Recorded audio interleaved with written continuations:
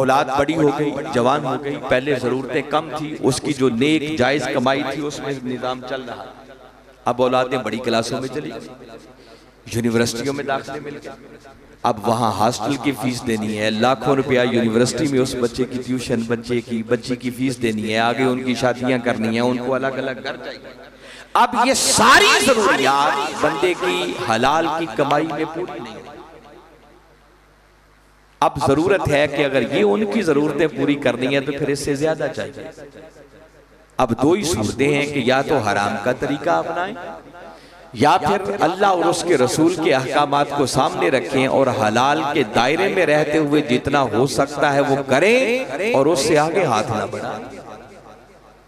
मगर जब बंदा औलाद की मोहब्बत के हाथों मजबूर होता है ना कि अब औलाद की जरूरत है, उनकी फीस देनी है, उनकी शादी करनी है, उनको घर बार बना के देना है, तो बंदा फिर हलाल से बढ़कर हराम का मुर्तकिब।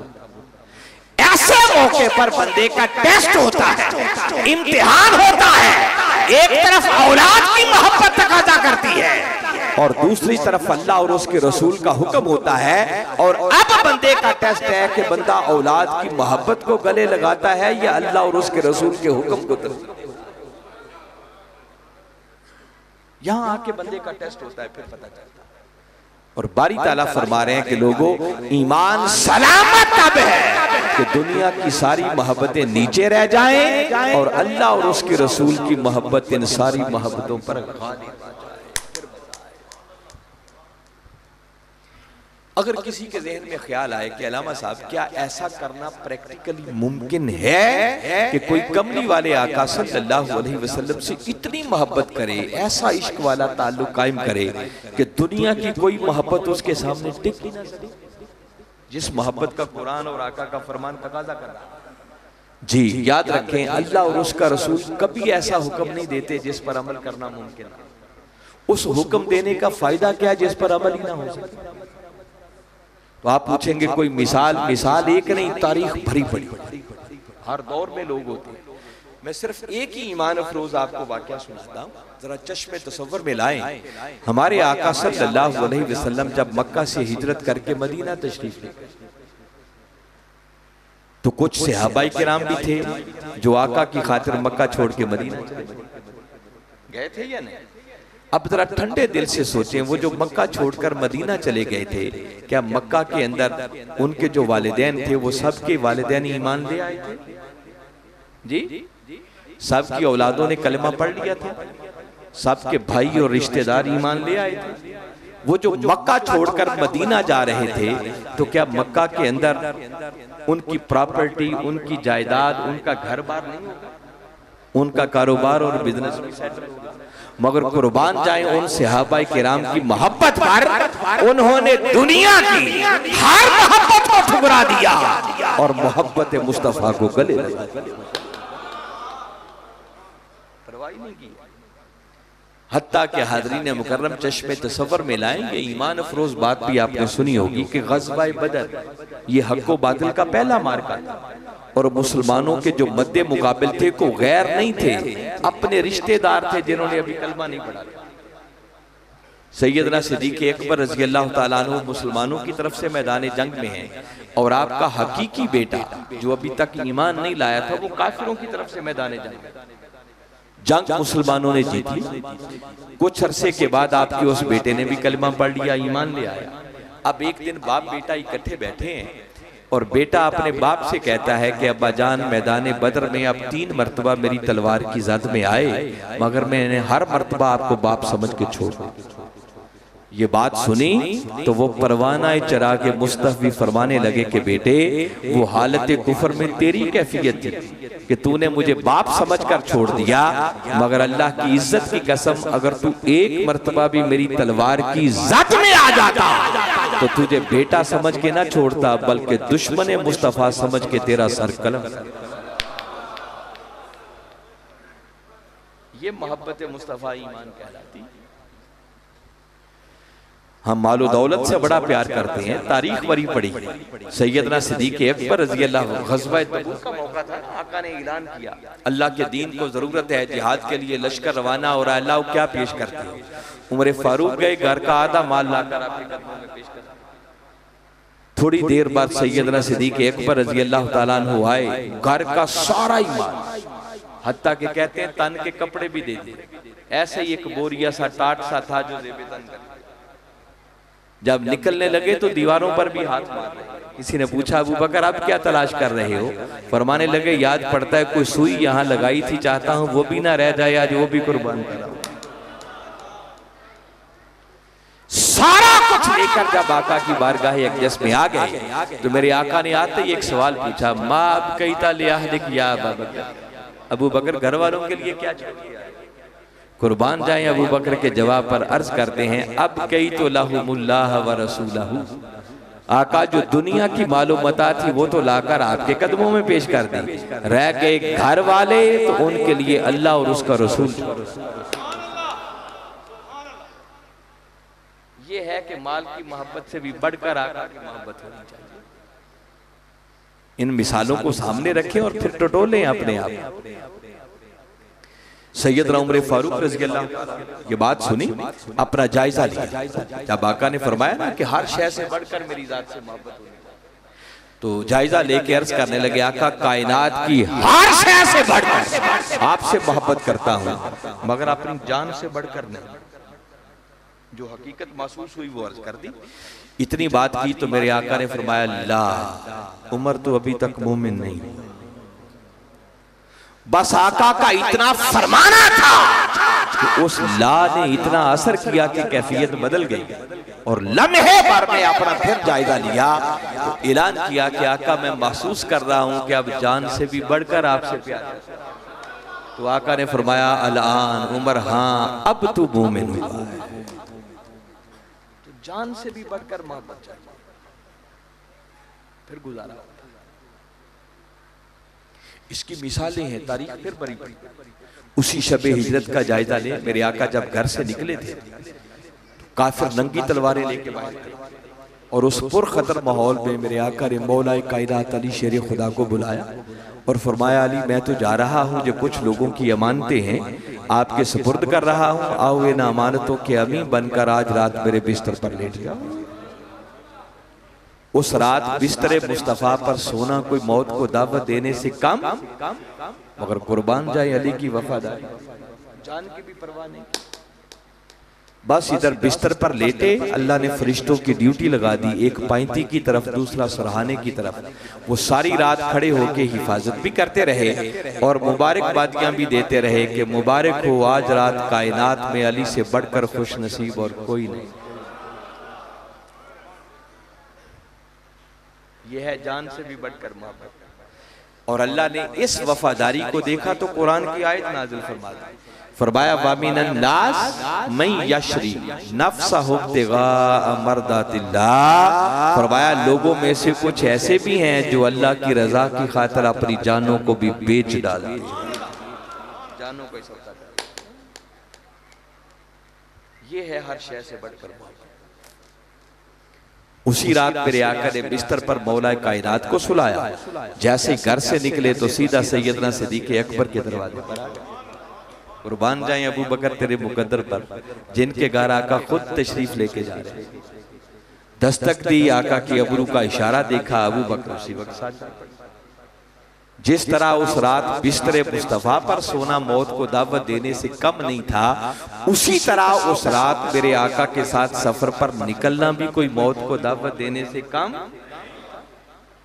अबू बकर चल पड़े और पूरा सफर गारे सौ तक जो हो रहा था, जाने का अंदाज ये था अबू बकर दौड़ के कभी आगे है, कभी पीछे हैं, कभी दाएं हैं, कभी बाएं, तवाफ करते हुए आका को लेके बढ़ रहे।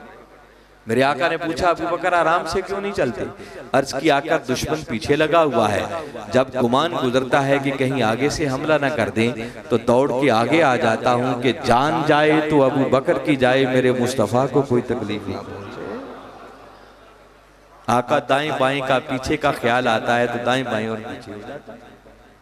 हत्ता के गारे सौर आ गए और गारे सौर में दाखिल होने लगे तो अर्ज करने लगे आका गार में भी पहले आप नहीं जाएंगे बल्कि गार में पहले अबू बकर जाएंगे। अबू बकर क्यों? अर्ज की आका सदियों पुरानी गार है, मालूम नहीं को अंदर जानलेवा चीज बैठी है। तो पहले मैं जाता हूं ताकि जानलेवा चीज हो तो जान जाए, तो फिर अबू बकर की जाए मेरे मुस्तफा को कोई तकलीफ। और चश्मे फलक ने वो मंजर भी देखा कि अबू बकर की गोद आका का सर अनवर, और अबू बकर आका की खातिर अपना पांव भी अजदहा के मुंह में देकर जान की भी परवाह नहीं। ये जान से बढ़कर मोहब्बत करता है। इस मोहब्बत का तकाजा अल्लाह और उसका रसूल सल्लल्लाहु अलैहि वसल्लम कर रहे हैं कि जब तक इस तरह आका की ज़ात अक़दस पर बंदा सब कुछ कुर्बान करने के लिए तैयार नहीं होता, तब तक सही मानों में ईमान की खैरात मुयस्सर। अब इसी मोहब्बत का एक तकाजा मैं और बयान करता हूं जो कुरान ने बयान किया है, और उसको ईमान के ज़ैल में बारी ताला ने बयान किया। सूरह नूर कुरान पाक का 24वां सूरा है। कभी कभी कुरान को खोल के इस अंदाज में भी पढ़ा करें। उसका आखिरी रुकू है, और उस आखिरी रुकू के अंदर आप देखिए, मैं आपको समझा ये रहा था कि ईमान किसे कहते हैं। आपने कभी जिंदगी में सुना होगा कि अदब पहला करीना है मोहब्बत के, अगर अदब नहीं है तो इंसान कभी अपने दावा मोहब्बत में भी सच्चा आशिक वही है जो महबूब का हर हद से बढ़कर अदब करता है। इस अदब के बगैर गुजारा।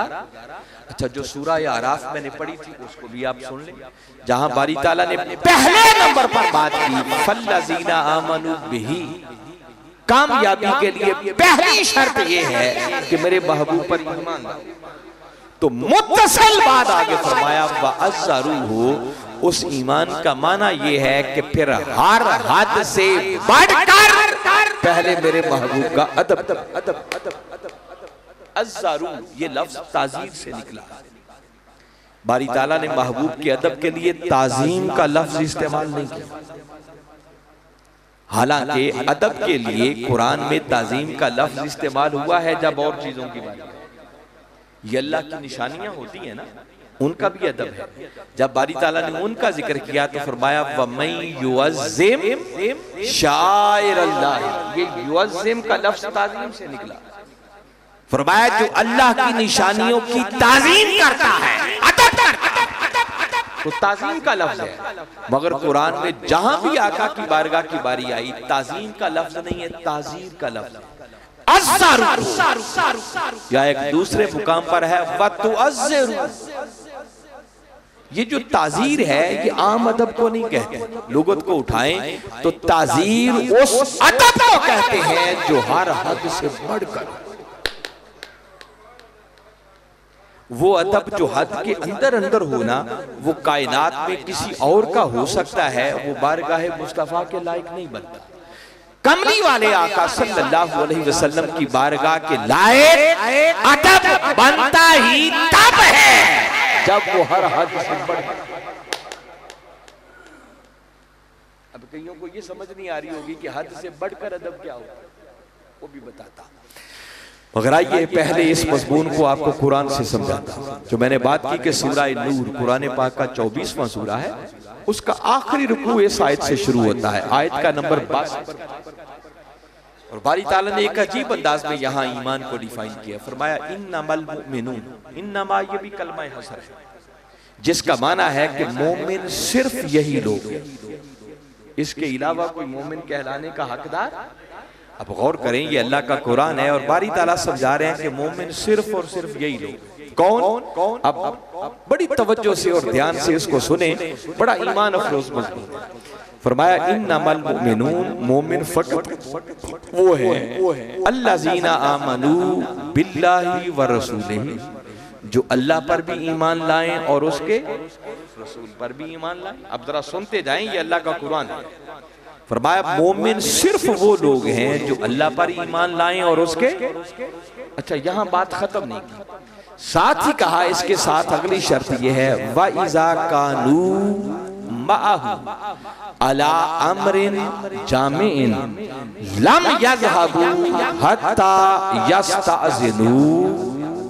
फरमाया फिर सही मानों में मोमिन कहलाने के हकदार वो हैं कि जब कभी वो मेरे महबूब मुकर्रम सल्लल्लाहु अलैहि वसल्लम की बारगाह अक़दस में किसी बात पर मुशावरत के लिए जमा हुए बैठे हो तो मोमिन वो हैं जो उस वक्त तक उठ कर ना जाएं जब तक कि पहले मेरे महबूब से इजाजत ना ले। ये बड़ी खास बात है जो मैं समझा रहा हूं।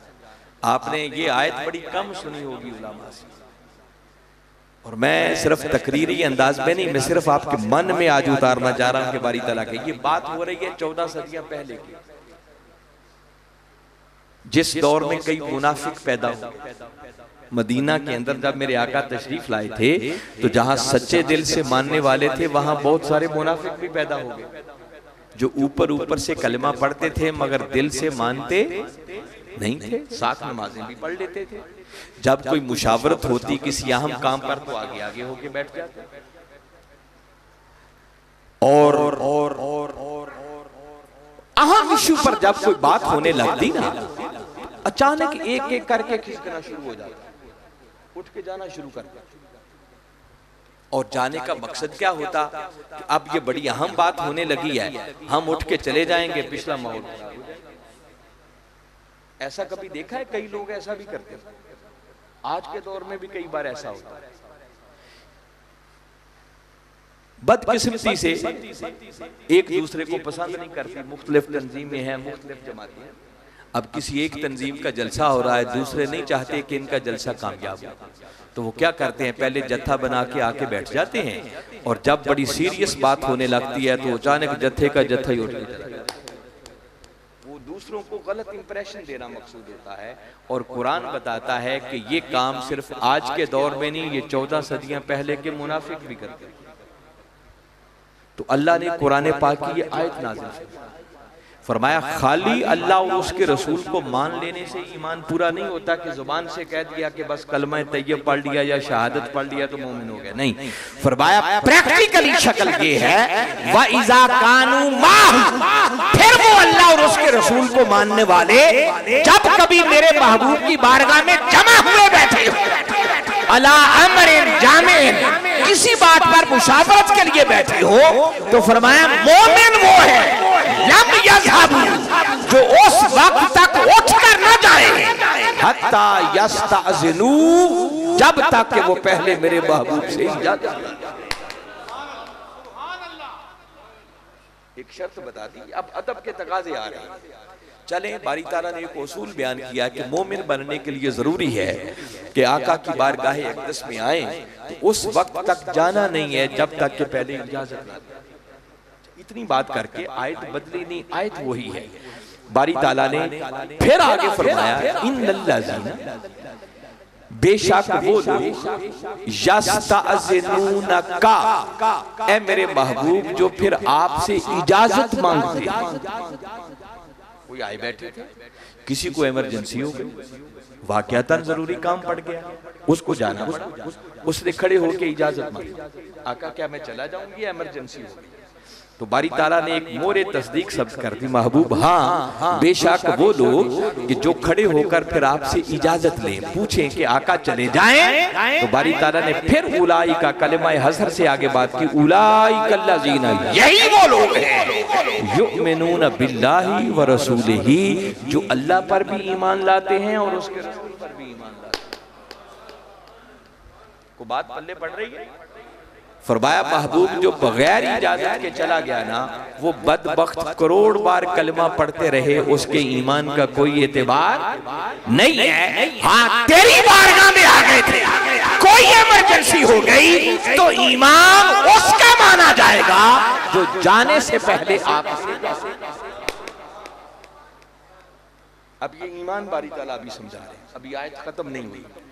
इतनी बात करके आगे बारी ताला ने फिर तीसरी शेख बयान की और अपने महबूब से मुखातिब होकर फरमाया, फ़ाइज़ास्ताअज़नूका लिबाअद शाअनिहिम, महबूब फिर जब वो किसी अपनी जरूरी इमरजेंसी के लिए, जरूरी काम के लिए, जरूरी मैटर के लिए आपसे इजाजत मांगे, जरूरी काम पड़ा, मसलन मिसाल दे रहा हूं, किसी के घर डेथ हो गई, इमरजेंसी हो गई, अब जाना जरूरी था। उसने खड़े होकर इजाजत मांगी। अल्लाह ने एक तकाजा बयान कर दिया, बगैर इजाजत के नहीं जाना। इजाजत मांगी, आका ये इमरजेंसी हो गया, क्या मैं चला जाऊं?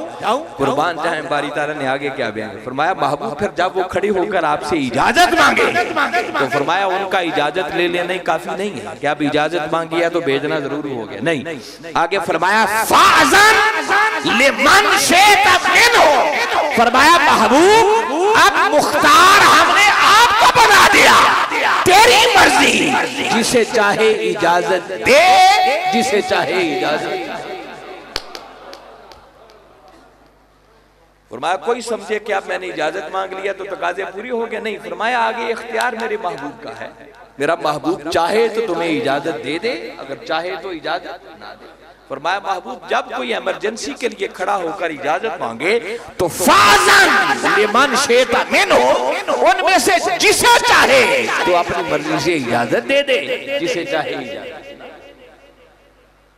तीन शिक्के बयान, बात निखर के समझ में आ गई, कोई इसमें एम्बिगुइटी बाकी नहीं रही। मगर सुने अभी आयत खत्म नहीं हुई। इतनी बात करके आगे बारी ताला ने फिर अपने महबूब से फरमाया वस्तगफिर लहुमुल्लाह, महबूब अब ये जो इजाजत लेके जा रहे हैं, जिनको इमरजेंसी हो गई थी उन्होंने खड़े होके इजाजत मांगी और तूने भी अपनी मर्जी से जाने की इजाजत दे दी, अच्छा भी चले जाओ, जरूरी काम। फरमाया अब ये जो चले जा रहे हैं ना इजाजत लेके, अब महबूब इनकी बख्शिश की सिफारिश कर,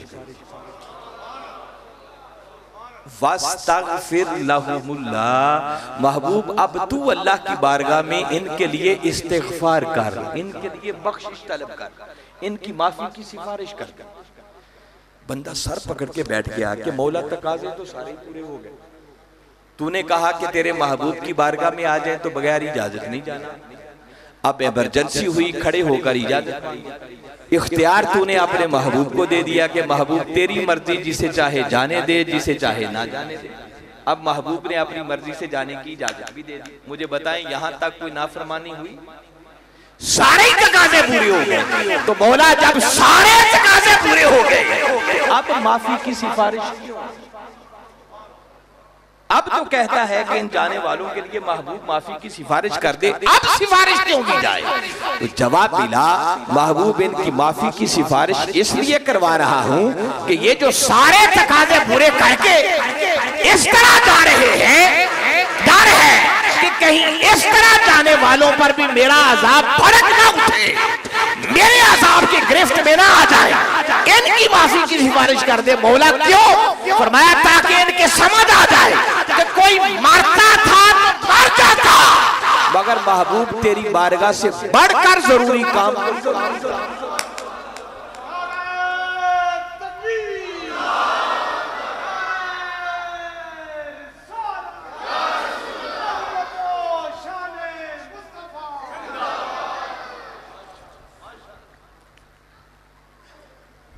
बारी ताला समझाना चाहते हैं महबूब इन्होंने जाने का सोचा ही।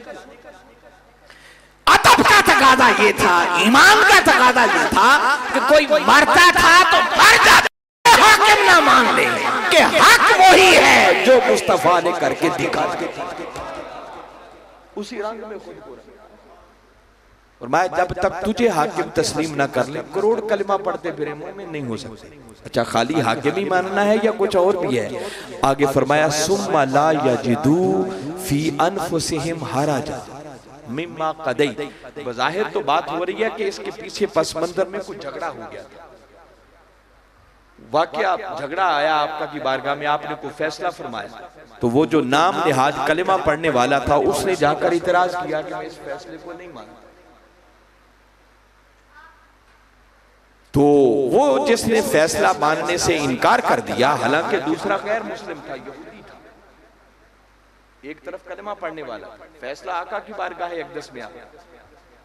तो जब आका की बारगाह अक़दस में फैसला आया, आका ने फैसला यहूदी के हक में कर दिया। तो वो जो नाम निहाद कलमा पढ़ने वाला था उसने इस पर इनकार किया कि मैं नहीं मानता। उसने कहा चलो उमर फारूक से फैसला करो, बल्कि उनसे भी पहले वो सैयदना सिद्दीक़ अकबर की बारगाह में कि चले उनसे फैसला करवा। आपने सुना, सुनते ही फरमाया कि बस जो फैसला मेरे आका ने कर दिया उससे रत्ती बराबर आगे पीछे नहीं हो सकता, वही फैसला। वो फिर नहीं माना उसने कहा नहीं, उमर फारूक से फैसला करवा। जब उमर फारूक की बारगाह अक़दस में आए ना, उन्होंने पूरा वाकया सुन लिया और यहूदी ने कहा कि हम आपके नबी की बारगाह से भी हुआ है, अबू बकर की बारगाह से, फैसला मेरे हक में हुआ। ये कहता नहीं उमर फारूक से करवाना है। फरमाया ठहरो, फैसला करता हूं। अंदर गए, तलवार निकाली और उस कलमा पढ़ने वाले नाम निहाद का सर तन से जुदा कर दिया। फरमाया जो मेरे मुस्तफ़ा का फैसला नहीं मानता उसका फैसला फिर उमर फारूक की तलवार कर दे। बात ये थी कि उस वक्त तक कोई मोमिन नहीं हो सकता जब तक कि अपने तमाम तर मामलात के अंदर, नज़ात के अंदर, झगड़ों के अंदर, जिंदगी के हर अमल के अंदर, जब तक कमली वाले आका को अपना हाकिम था। और हाकिम भी ऐसा नहीं कि आका फैसला तो कर दें तो ऊपर ऊपर से मान ले, दिल ना माने, नहीं, आगे बारी ताला कुरैद के उस दिल की नियत को भी साफ करना चाहते हैं। फरमाया सुम्मा ला यजिदू फी अनफुसिहिम हरजा मिम्मा क़दै, और महबूब फिर जो तू फैसला फरमा देना उस फैसले पर वो अपने दिलों में जर्रा बराबर भी तंगी महसूस ना करे, जरा बराबर भी तंगी महसूस, बस जो तूने कर दिया उसी को मान।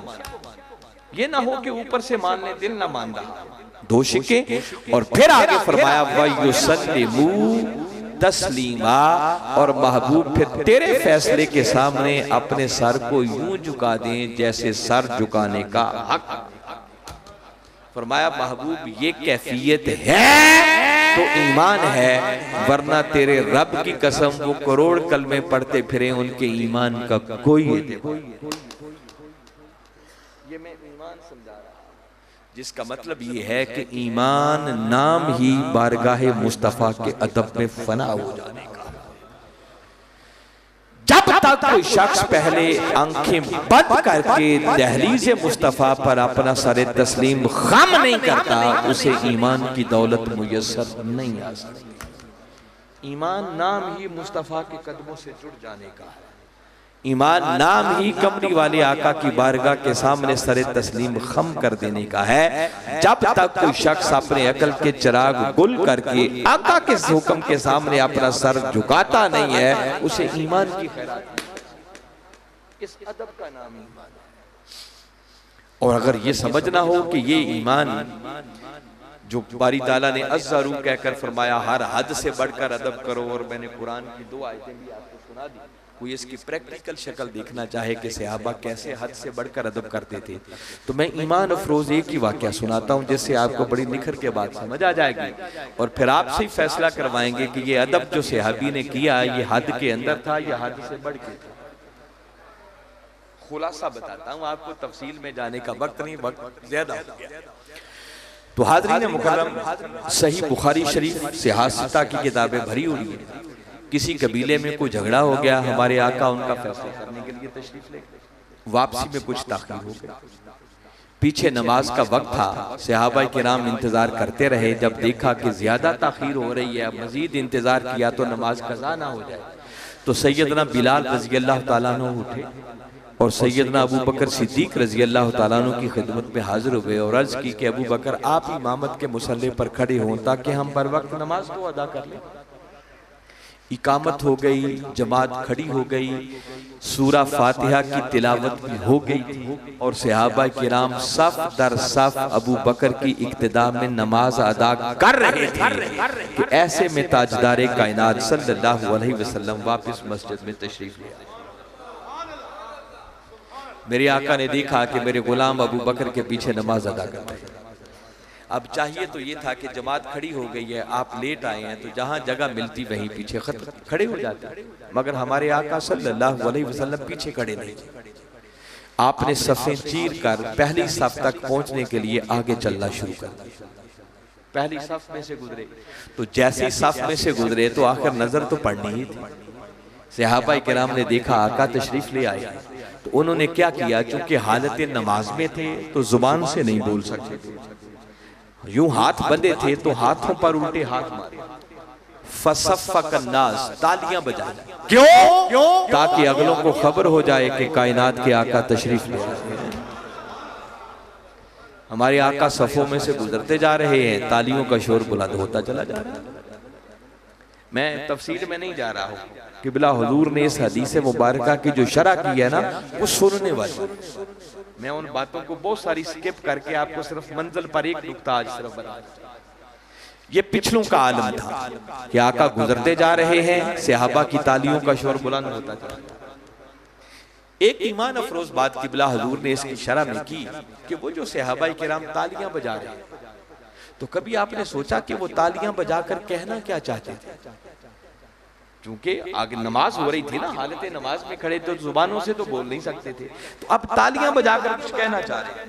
तो क्या कहना चाह रहे थे? वो दर हकीकत अगलों को बताना चाह रहे थे कि हुजूर आ गए हैं। क्या बताना चाह रहे थे?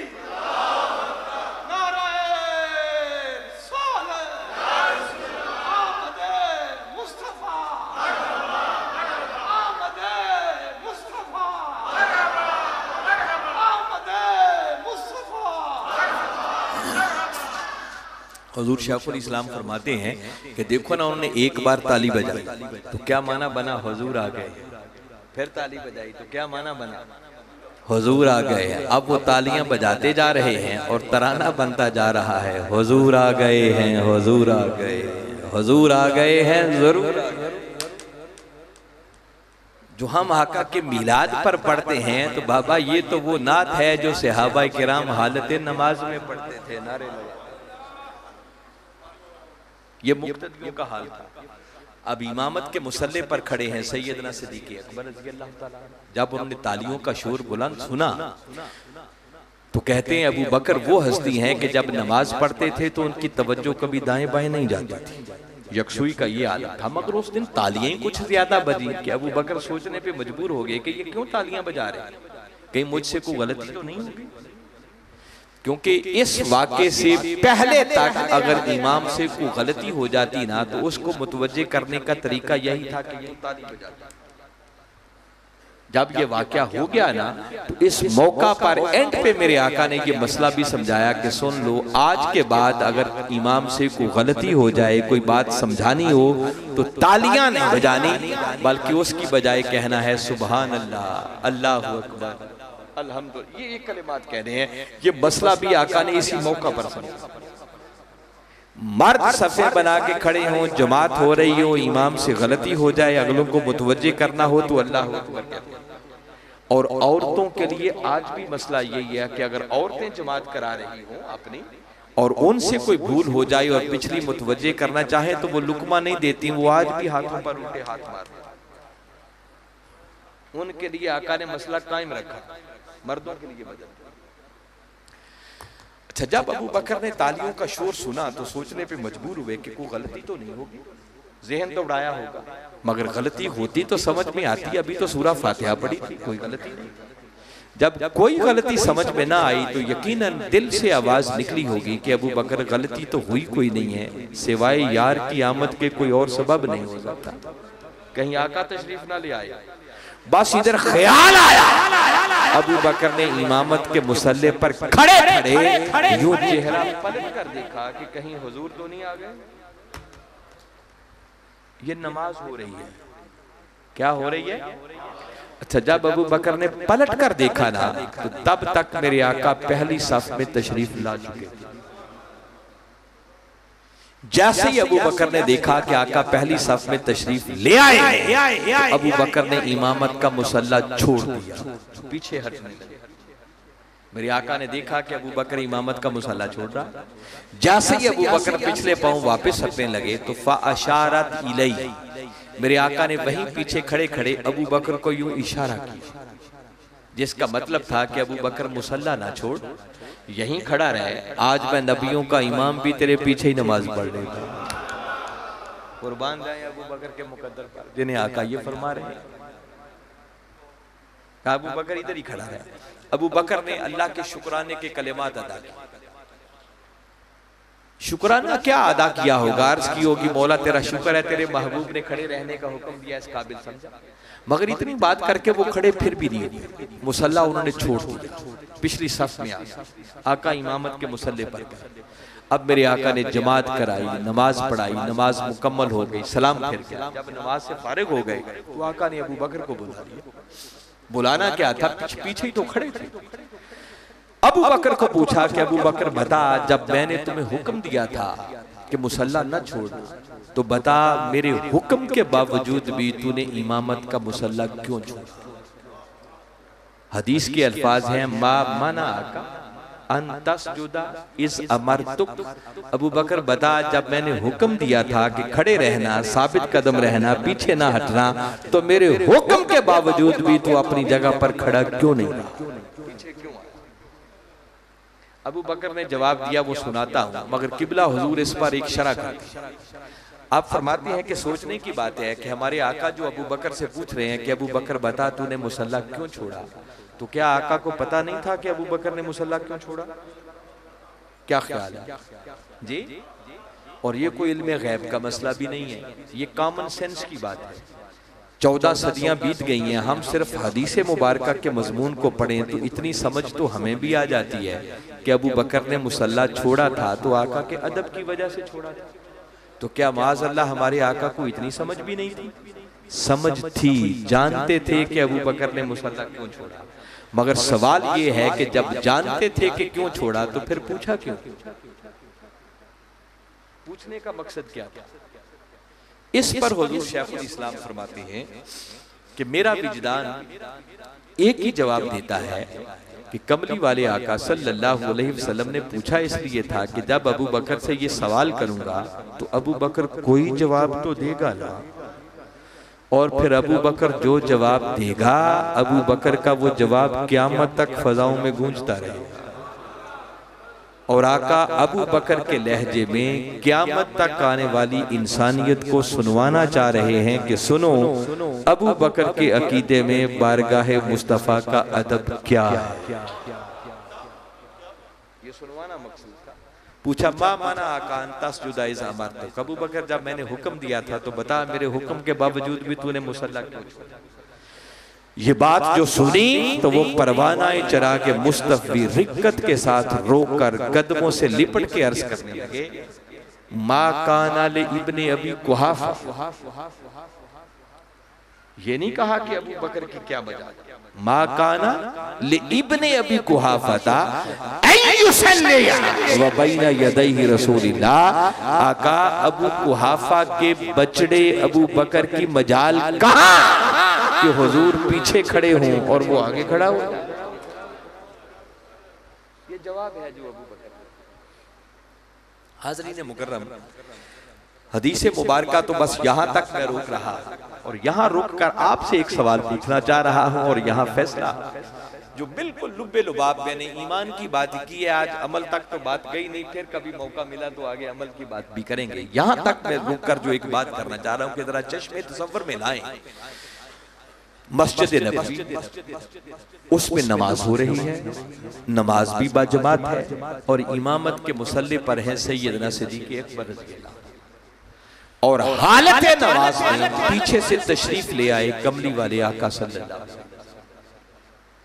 अब सैयदना सिद्दीक़ अकबर रज़ियल्लाहु ताला अन्हु एक ऐसी सिचुएशन में आ गए, सूरत हाल एक ऐसी बन गई कि एक तरफ खुदा की नमाज जैसी इबादत है और दूसरी तरफ बारगाहे मुस्तफा का।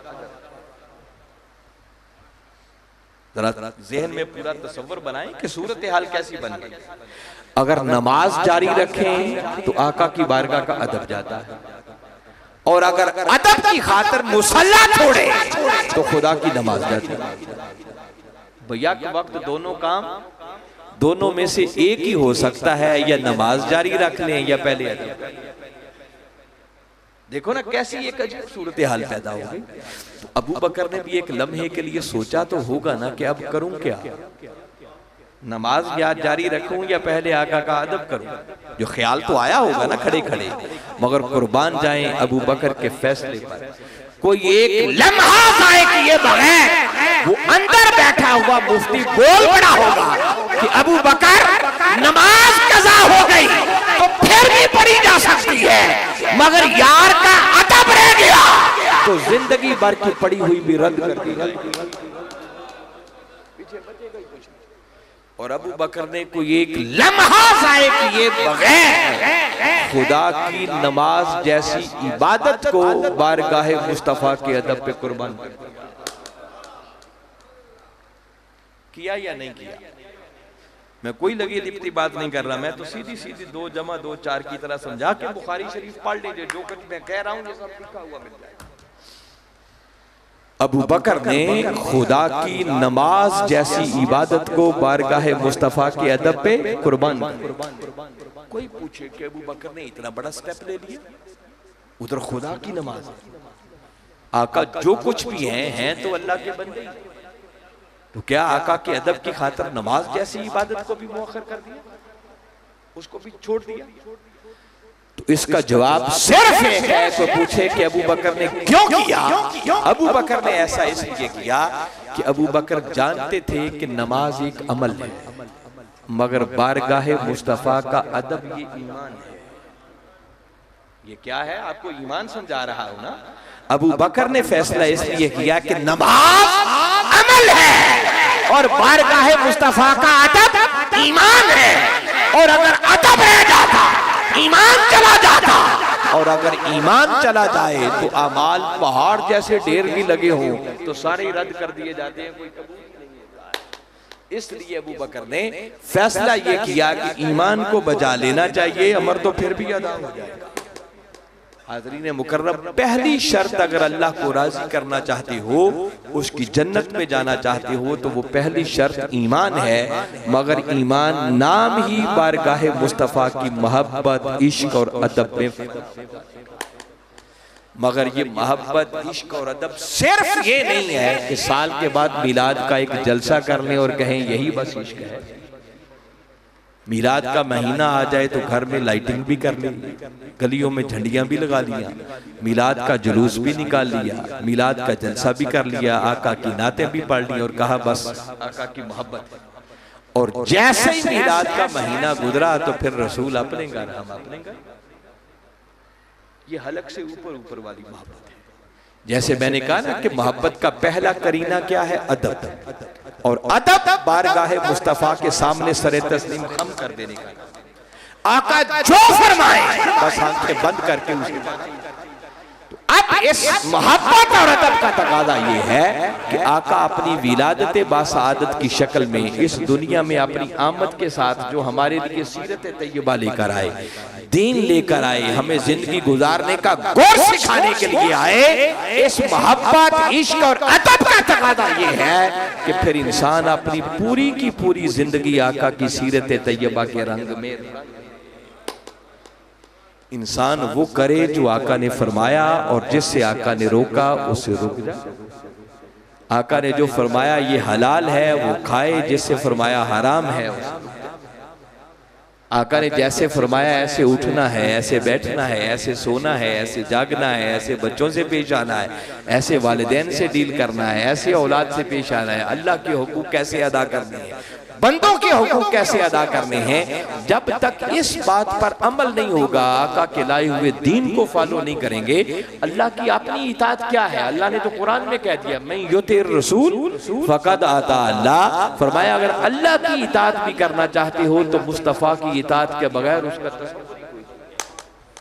फरमाया जिसने मेरे रसूल की इताअत की समझो उसने अल्लाह की इताअत कर। और हम क्या करते हैं? हम सारी सारी रात मिलाद के जलसे करते हैं, मगर सुबह उठकर फजर की नमाज भी कोई, फिर कहें कि ये मोहब्बत है, ये इश्क है, तो इस पर सोचना होगा। बंदों को तो धोखा दिया जा सकता है, खुदा और रसूल को तो धोखा नहीं दिया जा सकता। वो इश्क किस खाते में जाएगा? क्या अल्लाह नमाज के बारे में नहीं पूछेगा? वो कहेगा फरिश्तों को कि कोई बात नहीं, सारी रात मेरे यार की नातें पढ़ता रहा, इससे नमाज का क्या हिसाब है? वो आपकी नातें भी रद्द कर दी जाए। वो कोई मोहब्बत नहीं। मोहब्बत तब है कि फिर आका के हर हुक्म के सामने सरे तस्लीम खम किया जाए। आका ने फरमाया नमाज मोमिन की मेराज है, फरमाया नमाज दीन का सतून है, फरमाया ला दीना लिमन ला सलात ला, उसका दीन ही नहीं है। फरमाया ईमान यानी मोमिन और काफिर के दरमियान फर्क करने वाली कोई चीज है तो यही नमाज।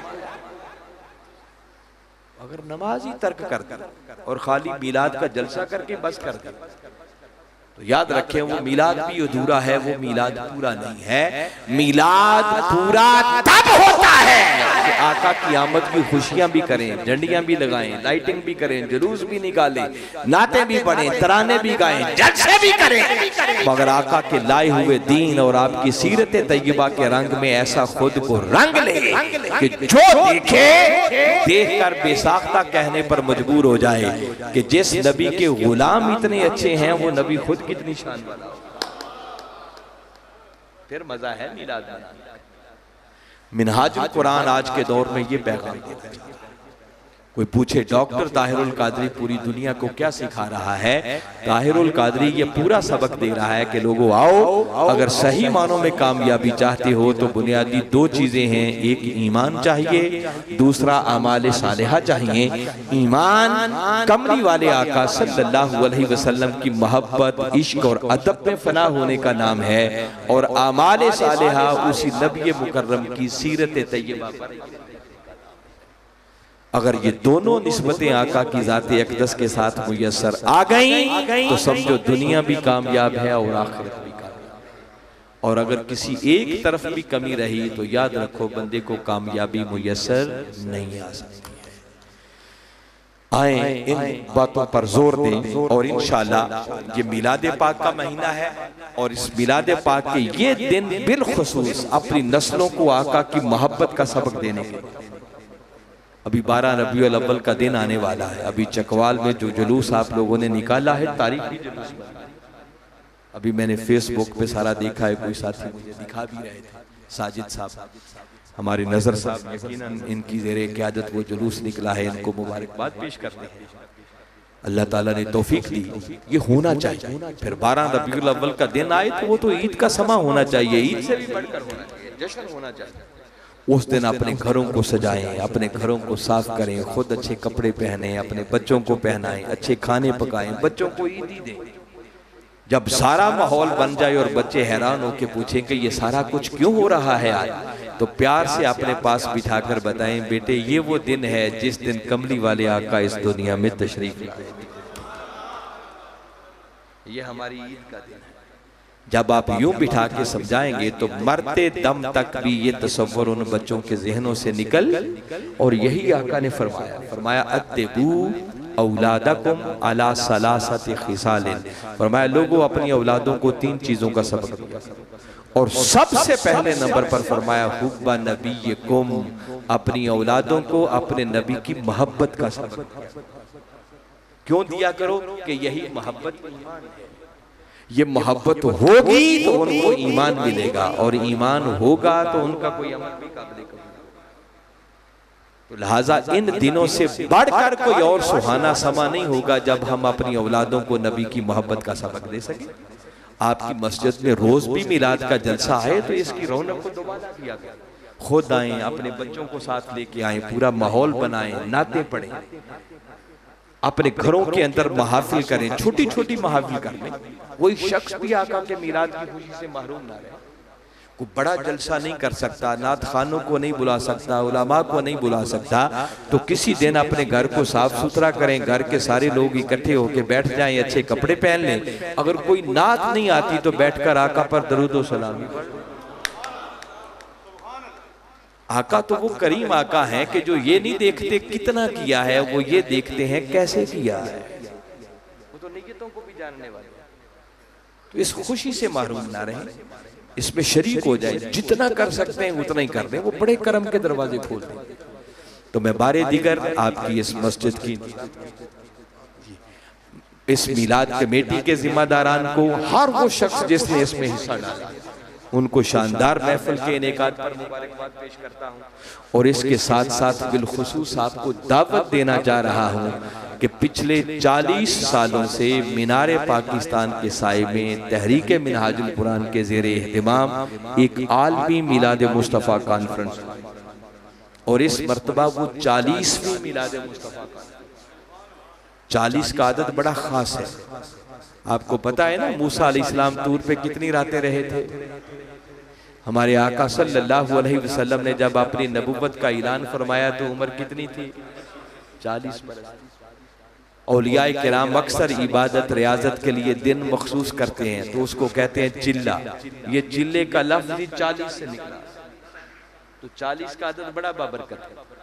सैयदना उमर फारूक रजी अल्लाह ताला अन्हु ने जब इस्लाम कबूल किया तो आपके कबूल करने से मोमिनों की तादाद 40 हो, आप 40 में मुसलमान।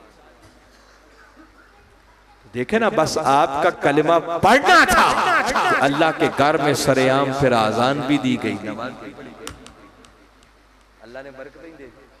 तो इस मरतबा 40वीं मिलाद मुस्तफा कॉन्फ्रेंस है और ये कॉन्फ्रेंस अब रूटीन की नहीं होगी इंशाअल्लाह। इस मरतबा ये तारीखी मिलाद मुस्तफा, इस पर आपके शहर चकवाल से इवन भेकड़ी से हमारी बसों के काफिले रवाना। अब हमारे जहांगीर साहब हैं, फिर नजर साहब हैं, ये तारिक साहब हैं, ये हमारे और साथी जितने बैठे हैं, मुमताज साहब हैं, इनसे राब्ता करें और आप एक मरतबा उस आलमी मिलाद मुस्तफ़ा कॉन्फ्रेंस में तशरीफ लाएं और देखें कि आका के आशिक, आका के गुलाम पूरी दुनिया से लोग आते हैं, बड़े बड़े उलमा और मशाइख दीगर अरब ममालिक से भी आते हैं। या आप रात से मिस्र के मेहमान पहुंच भी गए हैं, तो आप फिर देखें कि किस तरह गुरूब आफ्ताब से लेकर फिर फजर की अजानों तक आका के मिलाद की वो महफिल जारी रहती है। और फिर खास आका की विलादत बासादत की घड़ियों में जो खुशी का समा, फिर आतिशबाजी का सुहाना मंजर, और फिर जो कबूतर छोड़े जाते हैं, गुब्बारे छोड़े जाते हैं और दरूद और सलाम के नजराने पेश होते हैं, वो दीद नहीं। तो एक बार आप वहाँ भी आए, यकीनन जितनी बड़ी मिलाद की महफिल होगी करम भी उतना ही बरसता होगा वहाँ पर। तो आप सबको मैं दावत दे रहा हूँ, आप अभी से अपने इर्द गिर्द मिनहाजुल कुरान के लोगों से राब्ता करें, अपने नाम लिखवाएं कि हम भी जाना चाह रहे हैं। इंशाअल्लाह आएंगे तो ये सफ़र रायगा नहीं जाएगा, मुमकिन है यही बख्शिश का सामान।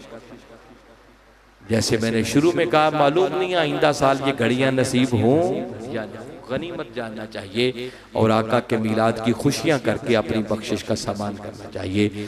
अल्लाह हम सब की हाजिरी को कबूल फरमाए और हमें सही मानों में आका की मोहब्बत, इश्क और अदब में फना होकर उनकी सीरत तैयबा का रंग अपने ऊपर चढ़ाकर अपनी दुनिया और आखिरत को संवारने की तौफीक अता फरमाए। वमा अलैना इल्लल बलाग।